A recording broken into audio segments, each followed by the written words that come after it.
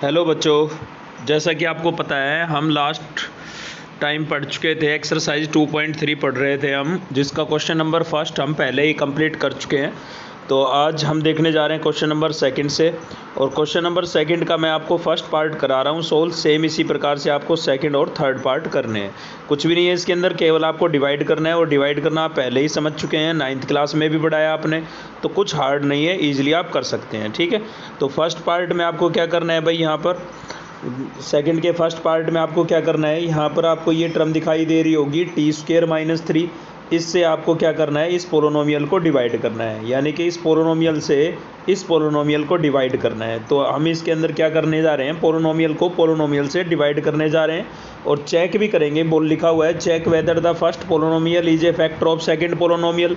मतलब हमें चेक भी करना है कि जो फर्स्ट पोलोनोमियल है वो सेकंड पोलोनोमियल का फैक्टर है या नहीं है। तो देखिए जो रिमाइंडर है ना, अगर वो जीरो आता है हमारे पास, रिमाइंडर क्या आ जाता है, जीरो, तो उस केस में तो फैक्टर होगा। ठीक है, अगर रिमाइंडर आपके पास जीरो नहीं आता है तो फैक्टर नहीं होगा। यानी कि आप जब डिवाइड करेंगे तो रिमाइंडर अगर आपके पास जीरो आ जाता है तो आप बोलेंगे कि भाई फर्स्ट पोलोनोमियल जो है वो सेकंड पोलोनोमियल का फैक्टर है। अगर रिमाइंडर आपके पास जीरो नहीं आता है तो आप बोलेंगे फर्स्ट पोलोनोमियल जो है वो सेकंड पोलोनोमियल का फैक्टर नहीं है। ठीक है, चलिए देख लेते हैं क्वेश्चन नंबर सेकंड के फर्स्ट पार्ट का सॉल्यूशन। तो हमें यहाँ पर भाई हमें यहाँ पर क्या करना है, t² को, एक मिनट, यहाँ पर हमें t² - 3 जो पोलोनोमियल है उसको आप ऐसे भी लिख सकते हैं भाई t² + 0 × t - 3। क्यों? क्योंकि आपके पास देखिए यहाँ पर था t² - 3। ठीक है, तो इसमें आपको t वाली टर्म आपको जो है नज़र नहीं आ रही है, तो इसका मतलब t का कोएफिशिएंट यहाँ पर क्या है, जीरो है। तो उस चीज़ को आप शो भी कर सकते हैं, लिख सकते हैं। कैसे लिख सकते हैं भाई, t², ठीक है, t² + 0 × t और -3। क्योंकि t की टर्म यहाँ पर नहीं होने का मतलब ये है कि t का जो कोएफिशिएंट है वो क्या है, वो जीरो है। तो उसको हमने लिख दिया है। ठीक है ना, यहाँ पर लिखा हुआ है साहब। चलिए अब हम इसको क्या करेंगे, डिवाइड करेंगे। तो डिवाइड कैसे करेंगे भाई, सबसे पहले हमें ये पता करना पड़ेगा कि किस पे जाएगा। तो उसके लिए मैंने बहुत ही आसान तरीका आपको बताया था, आप इजीली पता कर सकते हैं कि किस पे जाएगा। कैसे पता करेंगे भाई, यहाँ पर जो अंदर आपने पोलोनोमियल लिखा है उसकी फर्स्ट टर्म लिखेंगे, और इसकी फर्स्ट टर्म है हमारे पास 2t⁴।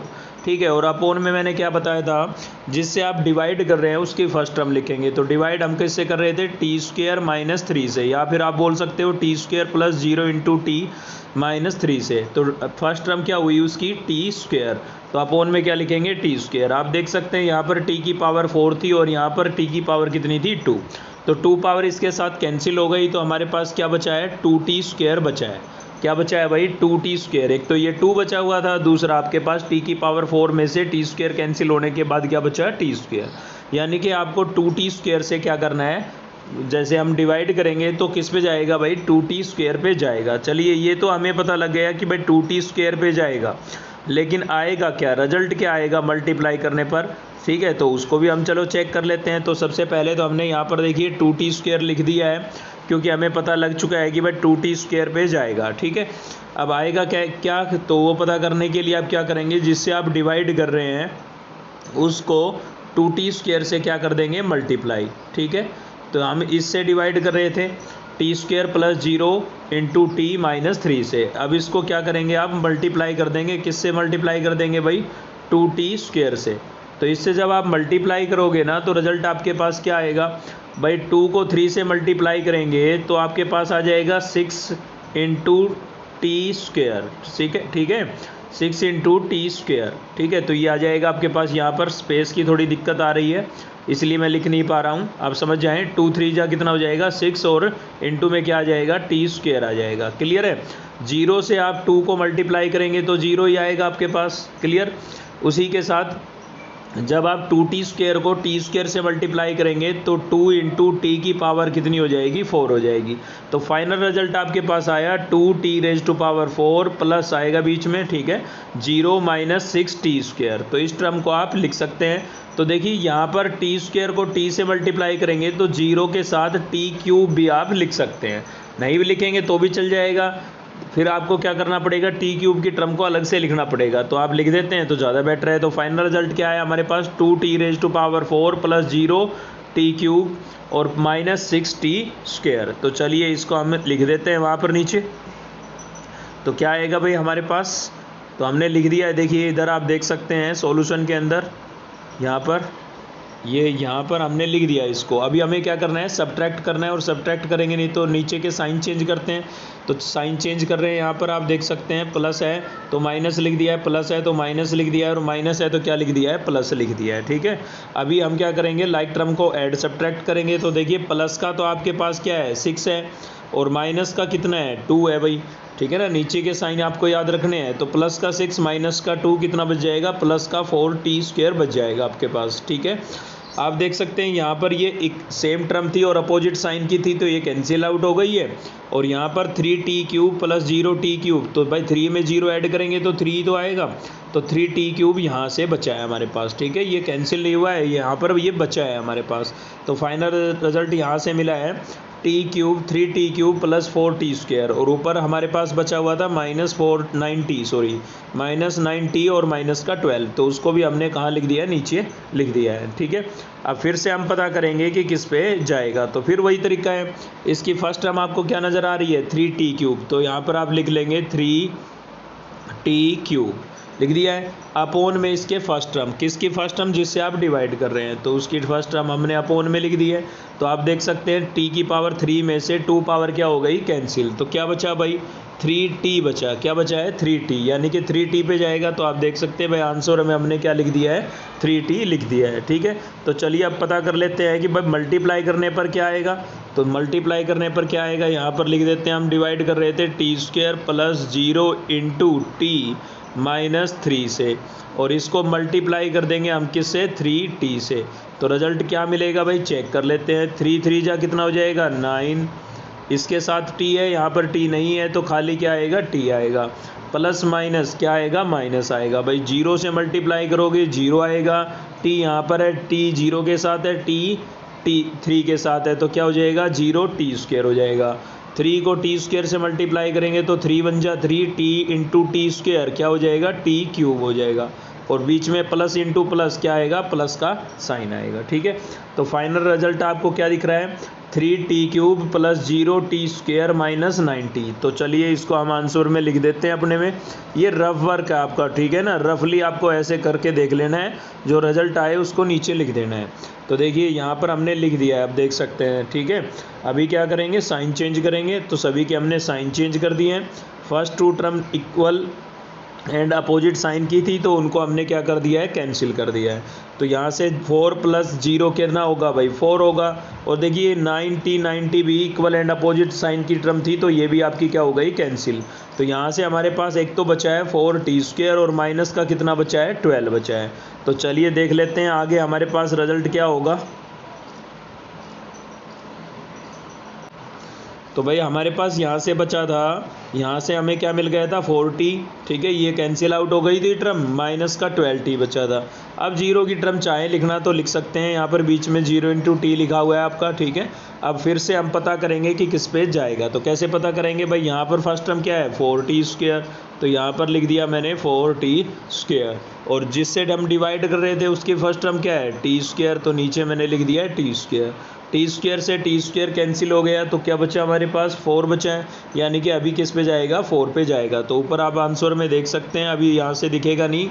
ठीक है, थोड़ा वीडियो को रिवर्स करके देखें कि आंसर में आपको 4 नज़र आएगा लिखा हुआ। ठीक है, तो चलिए 4 पे जा रहा है भाई, लेकिन मल्टीप्लाई करने पर रिजल्ट हमें क्या मिलेगा, तो वो देख लेते हैं। तो भाई t² प्लस 0 इंटू t और माइनस 3 को मल्टीप्लाई कर देंगे हम किससे, 4 से। तो 4 से मल्टीप्लाई करेंगे, 3 4 जा 12 हो गया ये, प्लस माइनस क्या आएगा, माइनस 0 को 4 से मल्टीप्लाई करेंगे तो आएगा रिजल्ट 0, उसके साथ 0 के साथ t लिखा था तो यहाँ पर t लिख दिया हमने।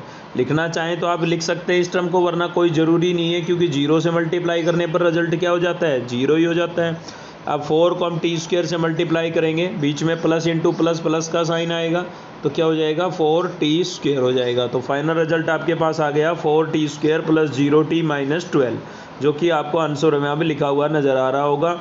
ठीक है, लिखा हुआ है यहाँ पर देख सकते हैं। ये देखिए, ठीक है। अभी इसका हम क्या करेंगे, साइन चेंज करेंगे, तो साइन चेंज कर दिया है। ये देखिए इक्वल एंड अपोजिट साइन की टर्म थी तो कैंसिल हो गई, ये भी कैंसिल हो गई है, और ये तो जीरो जीरो है, इनको कैंसिल करो या मत करो, वो तो रिजल्ट तो जीरो ही आना है ना। तो रिमाइंडर क्या बचा हुआ है, जीरो। रिमाइंडर क्या है हमारे पास, जीरो। यानी कि जब हमने एक पोलोनोमियल को दूसरे पोलोनोमियल से डिवाइड किया तो रिमाइंडर हमारे पास जीरो आ गया। तो रिमाइंडर जीरो आया, लिख दिया हमने, since the remainder is zero. अब रिमाइंडर जीरो आया तो इसका मतलब सीधा से ये है कि ये पहला जो पोलोनोमियल है ये इसका फैक्टर है, इसी का एक टुकड़ा है, ठीक है। इसीलिए रिजल्ट क्या है आपके पास, जीरो आया है। तो ये इस क्वेश्चन का क्या हो गया है, सॉल्यूशन हो गया है। चलिए आगे बढ़ लेते हैं हम। देखिए एक चीज़ और भी है, आप लास्ट में यहाँ पर लिख भी देंगे कि जो है ना ये आपका जो है फैक्टर है, ये लिख के बताएंगे आप, hence t square minus 3 is a factor of polynomial this, ठीक है ना। केवल कब लिख के बताना है, जब रिमाइंडर क्या आए, जीरो आए, ठीक है। तो सेम इसी प्रकार से क्वेश्चन नंबर सेकंड का सेकंड और थर्ड पार्ट आप खुद से ट्राई करेंगे। फिर भी कोई समस्या आए तो आप मेरे से कांटेक्ट कर सकते हैं, ठीक है, टेलीग्राम पर या फिर मेरे व्हाट्सएप नंबर पर। क्लियर है। चलिए देखते हैं थर्ड क्वेश्चन, हम थर्ड क्वेश्चन देख लेते हैं। देखो बच्चों, क्वेश्चन नंबर जो 3 है ना वो मोस्ट इंपॉर्टेंट क्वेश्चन है आपका, ये बता देता हूँ मैं आपको। अगर इस एक्सरसाइज के अंदर से क्वेश्चन बनने के सबसे ज़्यादा चांस है तो सबसे ज़्यादा चांस इसी क्वेश्चन के हैं, ठीक है। तो चलिए पहले थोड़ा क्वेश्चन को समझ लेते हैं, उसके बाद हम सॉल्यूशन देखेंगे। तो क्वेश्चन में क्या बोल रहा है, ऑब्टेन ऑल अदर जीरोज, मतलब आपको इसकी बाकी की बची हुई जीरोज निकालनी है। तो सबसे पहले तो देखिए आपको ये पता होना चाहिए कि भाई इस पोलोनोमियल की जीरोज हो कितनी सकती है। तो आप देखेंगे इसकी डिग्री कितनी है, ठीक है। जितनी डिग्री होती है ना किसी भी पोलोनोमियल की, उतनी ही क्या होती है, जीरोज। तो x की वेरिएबल की सबसे बड़ी पावर आप यहाँ पर देखेंगे तो x की पावर आपको 4 नज़र आ रही होगी। मतलब इस पोलोनोमियल की जो जीरोज है वो कितनी हो सकती है, 4 जीरोज हो सकती है, जिसमें से 2 जीरोज आपको क्वेश्चन में गिवन है। देखिए लिखा हुआ है if 2 of its zeros are, यानी कि 2 जीरोज आपको गिवन है। तो बाकी 2 जीरोज बची, जिसको आपको क्या करना है, फाइंड करना है। तो चलिए देखते हैं कैसे फाइंड करेंगे। देखिए यहाँ पर जो ये पोलोनोमियल है ये डिग्री 4 के अंदर है। अब अगर डिग्री 2 के अंदर होता तो आप पिछली एक्सरसाइज में उनको सोल्व करना सीख चुके हैं, ठीक है। तो डिग्री 4 में है तो भाई कैसे सोल्व करेंगे, जो गिवन जीरोज है ना हमारी, उससे हम क्या बनाएंगे, एक पोलोनोमियल बना लेंगे। कैसे बनाएंगे चलिए समझते हैं। तो देखिए पहले गिवन पोलोनोमियल को हमने किससे लिख दिया है, px से लिख दिया है। उसके बाद 2 जीरोज आपको गिवन थी तो ये यहाँ पर लिख दिया है सिंस 2 जीरोज आर दिस, ठीक है। अब इतना आपको पता है कि भाई जो जीरोज होती है ना वो किसकी वैल्यू होती है, एक्स की वैल्यू होती है। यानी कि एक पोलोनोमियल तो एक जीरोज तो आपकी क्या हो गई, क्या लिखेंगे, x equals to root of 5/3, ठीक है। अब देखिए ये जो रूट ऑफ 5/3 मैंने लिखा है ये प्लस की टर्म है, तो x की तरफ इसको हम लेके जाएंगे तो किसकी हो जाएगी, माइनस की। तो उससे ये फैक्टर बनेगा, दिखा आपको। सेम इसी प्रकार से जो ये दूसरी जीरोज है नेगेटिव वाली, ठीक है, इसमें भी आपको दिख रहा होगा कि x इक्वल्स टू लिखेंगे इसको हम, x equals to minus root 5/3, ठीक है भाई। तो ये माइनस की टर्म है, इसकी तरफ x की तरफ आएगी, किसकी हो जाएगी, प्लस की टर्म हो जाएगी। तो फैक्टर क्या बन गया, x प्लस 5/3। तो ये दूसरा फैक्टर बन गया आपका। तो यहाँ पर ये भी आपको दिखाई दे रहा होगा। मतलब जो गिवन जीरोज थी ना उनसे हमने क्या बना लिए हैं, 2 फैक्टर्स बना लिए हैं। अब यहाँ पर आप ध्यान से देखें तो एक आइडेंटिटी लगेगी आपकी a² माइनस b²। क्या होती है भाई, a माइनस बी और a प्लस बी। देखिए a माइनस बी और a प्लस बी दिया हुआ है ना, a माइनस बी और a प्लस बी। तो इसमें जब हम ये आइडेंटिटी लगाएंगे तो क्या होगा भाई, a का स्क्वायर माइनस b का स्क्वायर, x का स्क्वायर करेंगे तो x स्क्वायर आपको दिख ही रहा होगा इस वाली टर्म में, ठीक है। और b का स्क्वायर करेंगे तो रूट लगा हुआ था इस पर, स्क्वायर से स्क्वायर रूट क्या हो जाता है, कैंसिल। तो क्या हो जाएगा, ये 5/3 हो जाएगा। यानी कि आपके पास जो है एक फाइनल फैक्टर क्या बन गया, x² माइनस 5/3 दिख रहा होगा आपको, ठीक है। और ये जो है ना ये फैक्टर है, किसका फैक्टर है, इस पोलोनोमियल का। क्यों भाई इसका पोलोनोमियल का फैक्टर क्यों है, क्योंकि यहाँ पर जो ये दे रखी थी ना ये जीरोज थी। अब इन जीरोज से ही हमने क्या बनाया है, एक फैक्टर बनाया है जो कि इसी पोलोनोमियल का फैक्टर होगा। अब सीधी सी बात है, पिछले क्वेश्चन में हम पढ़ चुके हैं कि अगर ये इसका फैक्टर है तो इसको कंप्लीट क्या करेगा, डिवाइड करेगा। तो चलिए अगला स्टेप हमारा यही है, हम पोलोनोमियल को इस फैक्टर से क्या करेंगे, डिवाइड करेंगे। तो चलिए देखते हैं डिवाइड इसका। तो डिवाइड आपको अच्छे से आ गया होगा समझ में, ठीक है ना। पिछली वीडियो के अंदर भी पिछले क्वेश्चन में मैंने आपको डिवाइड करना अच्छे से समझाया, और इससे पहले भी आप पढ़ चुके हैं डिवाइड वगैरह के क्वेश्चन, तो थोड़ा हम इसको फास्ट ही कवर करेंगे, ठीक है। तो डिवाइड आप कर लेंगे, एक्स स्क्वायर माइनस 5/3 था हमारे पास, एक्स स्क्वायर माइनस क्या था 5/3। मैंने आपको पहले भी बताया जैसे इसमें एक्स की टर्म मिस है तो आप इसको ऐसे भी लिख सकते हैं, एक्स स्क्वायर प्लस एक्स की टर्म मिस है तो 0 इंटू एक्स, क्योंकि यहाँ पर x का कोफिशिएंट 0 होगा इसीलिए आपको वो टर्म दिखाई नहीं दे रही है। तो देखिए यहाँ पर सेम इसी प्रकार से लिखा हुआ है, और जो पोलोनोमियल था आपका वो अंदर दिख रहा है आपको, ठीक है ना। अब आप इसको डिवाइड करेंगे सिंपल वैसे ही जैसे हमने पिछले क्वेश्चन में किया, सेम उसी प्रकार से आप इसको डिवाइड करते हुए जाएंगे तो आप देखेंगे भाई रिमाइंडर जो है आपके पास क्या आएगा, 0 आएगा। रिमाइंडर 0 आने का मतलब क्या हुआ कि ये इसका जो है ना एक क्या है, फैक्टर है, ठीक है। रिमाइंडर 0 आने का मतलब क्या है, ये इसका एक फैक्टर है। तो देखिए इस पोलोनोमियल को आपने क्या किया भाई, इससे तो हमने डिवाइड किया था और ये आपका कोशेंट आ रहा है ऊपर, आप देख सकते हो, ठीक है। तो इस पोलोनोमियल को हमने 2 फैक्टर के अंदर तोड़ दिया है, ब्रेक कर दिया है। तो एक तो आपका वही होगा जिससे आपने डिवाइड किया था, और दूसरा आपका क्या होगा जो आपका कोशेंट आया है, ठीक है। अब इससे आगे आपको करना क्या है, देखिए ये दोनों ही आपके क्या है, क्वाड्रेटिक फैक्टर है। क्वाड्रेटिक फैक्टर क्यों है, क्योंकि इनमें आपको दोनों में डिग्री 2 नज़र आ रही होगी। अब देखिए ध्यान से, डिग्री 2 है, यहाँ पर भी x की डिग्री 2 है और यहाँ पर भी x की डिग्री 2 है। तो अब इनकी जीरोज निकालने के लिए हमें इनको फर्दर ब्रेक करना पड़ेगा, मतलब फैक्टराइज करना पड़ेगा, ठीक है। तो चलिए देखते हैं इनका फैक्टर कि कैसे होगा, किस प्रकार से होगा। देखो भाई यहाँ पर होगा क्या आखिर कि इसके तो फैक्टर आपको करने की ज़रूरत नहीं है, क्योंकि इसकी तो जीरोज आपको पहले ही गिवन थी ना क्वेश्चन में, x इक्वल्स टू √5/3 हमने लिखा था, ठीक है ना, और माइनस √5/3, तो वो तो हमें क्वेश्चन में गिवन ही था। तो हमें जीरोज खाली किसकी निकालनी है, x square plus 2x plus 1 की निकालनी है। तो ये आपके पास एक क्या है, क्वाड्रेटिक पोलोनोमियल है, और क्वाड्रेटिक पोलोनोमियल की जीरोज निकालना तो आप पिछली एक्सरसाइज में पढ़ चुके हैं, ठीक है ना। तो इस क्वाड्रेटिक पोलोनोमियल की हमें जीरोज निकालनी है। तो सेम उसी प्रकार से आप कर सकते हैं यहाँ पर कि भाई एक्स स्क्वायर प्लस हमारे पास क्या है 2x है, और प्लस में क्या है 1 है, ठीक है। तो इसको फैक्टराइज कैसे करेंगे, तो आपको याद होगा मैंने पिछली एक्सरसाइज में आपको पढ़ाया था कि जो प्रोडक्ट है वो किसका देखते हैं हम, प्रोडक्ट किसका देखते हैं, एक्स स्क्वायर के कोएफिशिएंट का और एक्स स्क्वायर के कोएफिशिएंट का और कांस्टेंट टर्म का। तो एक्स स्क्वायर का कोएफिशिएंट यहाँ पर 1 है और कांस्टेंट टर्म भी कितनी है, 1 है। तो भाई 1 इंटू 1 क्या हो जाएगा आपके पास 1, यानी कि प्रोडक्ट करने पर तो क्या आना चाहिए, 1 आना चाहिए। और सम कितना आना चाहिए, तो सम के लिए हम किसको देखते थे, x के कोएफिशिएंट को। तो x का कोएफिशिएंट आपको क्या दिखाई दे रहा है, 2 दिखाई दे रहा है, यानी कि सम जो है सम, ठीक है, सम कितना आना चाहिए आपके पास, 2 आना चाहिए। यहाँ पर आपको x का कोएफिशिएंट 2 नज़र आ रहा होगा, यानी कि आपको ऐसे 2 नंबर सर्च करने पड़ेंगे जिनको हम मल्टीप्लाई करें तो 1 आए, और ऐड या सब्ट्रैक्ट करें तो कितना आए, 2 आए। तो ऐसे 2 नंबर आपके पास हो जाएंगे 1 1, ठीक है, 1 1 हो जाएंगे। तो 1 1 आपके फैक्टर बने, तो आप 2x को क्या लिख सकते हो, 1x 1x। अब देखिए 1x 1x कोई ज़रूरी नहीं है कि हम 1 इंटू में लिखें, ना भी लिखेंगे तो चलेगा, ठीक है। तो आप इसको ऐसे भी लिख सकते हैं भाई x square plus x plus 1, ठीक है।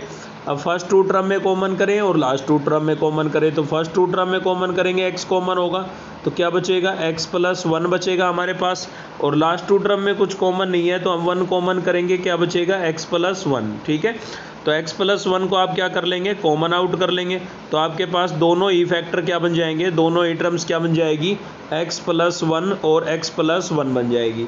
सेम उसी प्रकार से करना है जैसे आपने पिछले क्वेश्चन में किया था। तो देखिए लाइक टर्म है तो अलग अलग लिखने की बजाय हम इनका क्या लिख सकते हैं, होल स्क्वायर भी लिख सकते हैं। तो एक तरीका तो ये था इस क्वेश्चन को जो आपने पिछली एक्सरसाइज में पढ़ा, सेम उसी प्रकार से देखिए x प्लस 1 का होल स्क्वायर लिख दिया ना यहाँ पर इसको।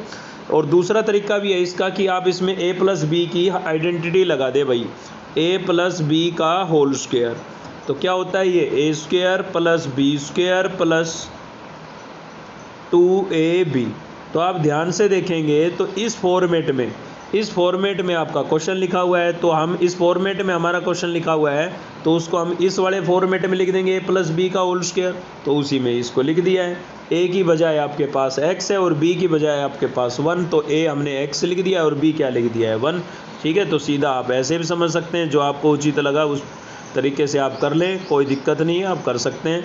तो चलिए अब इनकी जीरोज निकालते हैं। तो जैसा कि मैंने आपको पहले भी बताया कि भाई जीरोज निकालनी है तो उस फैक्टर को जीरो के इक्वल रख दो। तो यहाँ पर देखिए x प्लस 1 को जीरो के इक्वल रखा। अब 1 बाई 1 एक एक करके रखेंगे, क्योंकि यहाँ पर x प्लस 1 की होल पावर 2 होने का मतलब 2 टर्म है। तो फर्स्ट टर्म को जीरो के इक्वल रखेंगे तो x की वैल्यू क्या आ जाएगी, प्लस का 1 है, दूसरी साइड जाएगा माइनस का 1। तो x की वैल्यू एक तो क्या आ गई, -1। अब दूसरी टर्म भी हमारे पास यही है सेम, क्योंकि होल स्क्वायर था ना, तो सेकंड टर्म भी क्या है, वही x प्लस 1 ही है। तो दूसरी जीरोज भी आपकी क्या आएगी, -1 आएगी। यानी कि इस पोलोनोमियल की हमारे पास कितनी 2 जीरोज तो आपको गिवन थी और 2 जीरोज हमने निकाली है, यहाँ पर आप देख सकते हैं, ठीक है ना। 2 जीरोज हमने निकाली है, क्या आई है, -1 तो हो गई ना 4 जीरोज, ठीक है। तो लास्ट में आप लिख देंगे hence the zeros of given polynomial are this √5/3 minus √5/3 and -1 और -1। 4 जीरोज हो गई आपके पास। चलिए देखते हैं क्वेश्चन नंबर 4 इस एक्सरसाइज का। देखो बच्चों, यहाँ पर है ना, क्वेश्चन नंबर 4 भी एक अच्छा क्वेश्चन है, मतलब इम्पोर्टेंट हो सकता है ये आपके लिए। 3 तो था ही, लेकिन 3 के बाद अगर हम बात करें कि 3 के बाद क्वेश्चन नंबर 4 कैसा होगा, तो 3 के बाद इंपॉर्टेंट क्वेश्चन नंबर 4 ही होगा आपका, ठीक है। तो इसके अंदर एक थ्योरम भी आपकी यूज होनी है, रिमाइंडर थ्योरम, ठीक है ना, कोशेंट रिमाइंडर थ्योरम। तो बोल रहा है उन डिवाइडिंग ऑफ दिस पोलोनोमियल, मतलब इस पोलोनोमियल को हम डिवाइड करें, किससे डिवाइड करें, gx से। तो कोशेंट यानी कि आंसर एंड रिमाइंडर, ठीक है, यानी कि शेषफल, बैलेंस जो बचता है, ठीक है, वो आपको क्या मिलेगा, कोशेंट तो मिलेगा x-2 और रिमाइंडर क्या मिलेगा, -2x + 4। तो आपको क्या करना है, gx की वैल्यू निकालनी है, ठीक है। तो चलिए देख लेते हैं। हमारे पास देखिए डिवाइडेंट तो आपको ये दिया हुआ है, ये क्या है आपका डिवाइडेंट, ठीक है, और डिवाइजर आपको निकालना है, जिससे डिवाइड करना है, यानी कि gx आपको निकालना है। कोशेंट आपको गिवन है, रिमाइंडर आपको गिवन है। तो थ्योरम क्या होगी हमारी, चलिए देखते हैं थ्योरम क्या होगी। तो थ्योरम यहाँ पर क्या होगी भाई, तुम्हारी gx आपको डिवाइजर निकालना है, कोशेंट आपको गिवन है, रिमाइंडर गिवन है। ये थ्योरम आपकी पहले पढ़ी हुई है, अगर नहीं पढ़ी हुई है तो अभी आप इसको याद कर लें, ठीक है, याद करना ज़रूरी है इसको। तो क्या है भाई, dividend equals to divisor into quotient plus remainder, ठीक है, dividend equals to divisor into quotient plus remainder. तो डिवाइडेंट आपको गिवन था डिवाइजर हमें gx गिवन था, तो हमने gx ही लिख दिया है। कोशेंट आपको क्या गिवन था, x-2, और रिमाइंडर आपको क्या गिवन था, -2x + 4, ठीक है। तो इस यहाँ से हमें gx की वैल्यू फाइंड आउट करनी है। तो आपको पता है भाई, पहले जो प्लस या माइनस में टर्म होती है वो दूसरी तरफ जाएगी। तो माइनस का 2x + 4 हम इधर लेके आएंगे, तो 2x तो किसका हो जाएगा, प्लस का, और 4 किसका हो जाएगा, माइनस का, ठीक है। इधर हमारे पास बचा है gx और x-2। अब हमें तो gx की वैल्यू निकालनी है ना, तो यहाँ पर x-2 जो है वो मल्टीप्लाई में है, तो दूसरी तरफ जाएगा तो क्या होगा, डिवाइड होगा, ठीक है। यानी कि अगर आपको gx की वैल्यू निकालनी है तो इस पोलोनोमियल को x-2 से आपको क्या करना है, डिवाइड करना है। तो डिवाइड तो आपको बहुत अच्छे से समझ में आ चुका है ना। चलिए तो डिवाइड कर लेते हैं इसको। तो आप डिवाइड करेंगे इसको जब, तो सेम वही कंसेप्ट यूज करेंगे जो हमने क्वेश्चन नंबर फर्स्ट में पढ़ा है। x-2 को हम पोलोनोमियल x³ - 3x² + 3x-2 से डिवाइड करेंगे। तो सेम वही तरीका है आपका, फर्स्ट टर्म लिखो, ठीक है ना, अपॉन में जिससे डिवाइड कर रहे हो उसकी फर्स्ट टर्म, x की एक पावर कैंसिल हो जाएगी, क्या बचेगा, x² बचेगा, मतलब x² पे जाएगा। इसको आप मल्टीप्लाई करके देखेंगे तो डिवाइड आपको समझ में आ चुका होगा, क्योंकि क्वेश्चन नंबर फर्स्ट में भी हमने डिस्कस किया और आज भी हमने क्वेश्चन नंबर सेकंड के फर्स्ट पार्ट में आपको बड़े प्यार से समझाया है। अगर अब भी नहीं आया तो इस वीडियो को शुरू से आप एक बार फिर से देख लें, तब आ जाएगा, ठीक है। तो आप डिवाइड करेंगे तो रिमाइंडर आपके पास क्या आएगा, 0 आएगा। यानी कि डिवाइड करने पर जो कोशेंट आएगा ना, वो आपकी किसकी वैल्यू हो जाएगी, gx की, ठीक है। तो ये क्वेश्चन नंबर 4 आपको कंप्लीट कर लेना है, कोई दिक्कत नहीं है, डिवाइड आप कर सकते हो, ठीक है। अब बचा हमारे पास क्वेश्चन नंबर 5। तो क्वेश्चन नंबर 5 हम कैसे करेंगे यहाँ पर भाई, क्वेश्चन नंबर 5 जो है वो बेटा आप करना चाहें तो कर सकते हैं, वरना वैसे कोई ज़रूरी नहीं है। इसमें करना था क्या था, देखिए क्वेश्चन यहाँ पर है नहीं हमारे पास। करना इसमें क्या था कि आपको है ना, ये लिखा हुआ मिलेगा कि degree of px = degree of gx, मतलब कोई भी अपनी तरफ से 2 एग्जाम्पल ऐसे आपको सर्च कर लेने हैं जिनकी डिग्री जो है वो इक्वल हो। कोई भी 2 एग्जाम्पल px और gx की कोई भी दो वैल्यू आप लेट कर लेंगे, ऐसे दो पोलिनोमियल लेट कर लेंगे जिनमें डिग्री इक्वल हो। ठीक है, तो इसी प्रकार से इसके बाकी के पार्ट्स करने हैं। अगर आप इंटरेस्टेड हैं तो कर सकते हैं, वैसे एग्जाम के लायक क्वेश्चन है नहीं है। ठीक है, और इसी के साथ हमारी ये एक्सरसाइज और चैप्टर कंप्लीट हो गया है। चलिए मिलते हैं नेक्स्ट वीडियो में। Thank you.